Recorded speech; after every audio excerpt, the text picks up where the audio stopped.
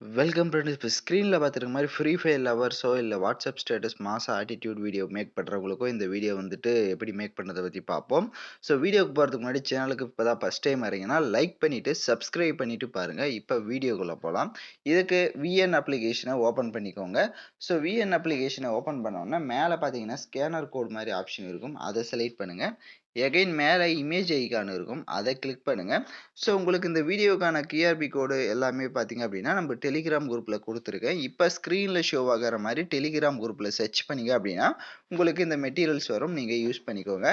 First எடுத்த உடனே QRP கோடை செலக்ட் பண்ணிக்கோங்க. ஆட்டோமேட்டிக்காக உங்களுக்கு வீடியோவாக கன்வெர்ட் ஆகிடும். இப்போ வீடியோக்குள்ளே கொண்டுட்டோம். ஸோ இதில் பார்த்தீங்க அப்படின்னா நான் கீழே பாருங்கள் யூஸ் டெம்ப்ளேட், அப்படி இல்லைனா டவுன்லோடுன்னு சில பேருக்கு இருக்கும். டவுன்லோடுன்னு இருக்கிறவங்க டவுன்லோடுன்னு கொடுத்துட்டு அடுத்தது யூஸ் டெம்ப்ளேட்னு உங்களுக்கு ஆப்ஷன் வந்துடும். ஸோ இதில் நான் சொல்கிற மாதிரி கரெக்டாக ஃபோட்டோஸ் வந்து செலக்ட் பண்ணுங்கள். அப்போ தான் உங்களுக்கு அந்த ஆர்டர் பேஸஸாக வரும். முதல்ல ப்ரீ ஃபயரோட உங்களோட ப்ரொஃபைல் ஃபோட்டோவை ஸ்க்ரீன்ஷாட் எடுத்துக்கோங்க. ஸோ அடுத்ததாக பார்த்தீங்க அப்படின்னா உங்களோட இன்ஸ்டா ஐடியோட ப்ரொஃபைல், ஸோ அதையும் வந்து ஸ்க்ரீன்ஷாட் எடுத்து அது நெக்ஸ்ட் ஆட் பண்ணுங்கள். அடுத்தது உங்களுக்கு ஃபேஸ்புக் இருந்தால் அந்த ஃபேஸ்புக் ஐடியோட ப்ரொஃபைலை வந்துட்டு ஆட் பண்ணிக்கோங்க. நெக்ஸ்ட்டு பார்த்தீங்க அப்படின்னா நம்மளோட ஃபோட்டோஸ் வந்து 2 ஆட் பண்ணுற மாதிரி இருக்கும்.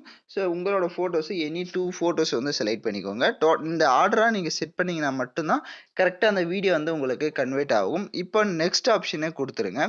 நெக்ஸ்ட் ஆப்ஷனை கொடுத்துட்டீங்க அப்படின்னா ஆட்டோமேட்டிக்காக உங்களுக்கு வீடியோ வந்து கன்வெர்ட் ஆகிடும். இப்போ நீங்கள் வீடியோவை அப்படியே லைட்டாக மூவ் பண்ணி பார்த்தீங்க அப்படின்னா ஃபஸ்ட்டு உங்களுக்கு ஆர்டர் பேஸஸாக அது வந்துட்டு கரெக்டாக வரும். ஸோ அது நீங்கள் இப்போ பார்த்தீங்கன்னா தெரியும். ஃபஸ்ட்டு பார்த்தீங்கன்னா ஃப்ரீ ஃபயரு, நான் ஃப்ரீ ஃபயர் ஐடியோட ப்ரொஃபைலை வச்சுருக்கேன்.